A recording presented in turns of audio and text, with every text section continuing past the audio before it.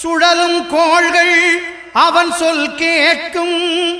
அவனை தொழுதால் போதும் நல்லதே நடக்கும். ஆனை முகனை தொழுதால் நவக்கிரகங்களும் மகிழும். நல்லதே நடக்கும், நல்லதே நடக்கும்.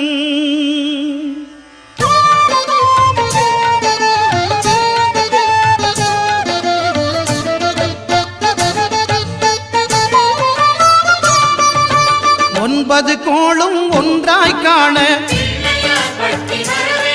அங்கு கற்பகம் என்னும் கடவுளின் மெய்யில்.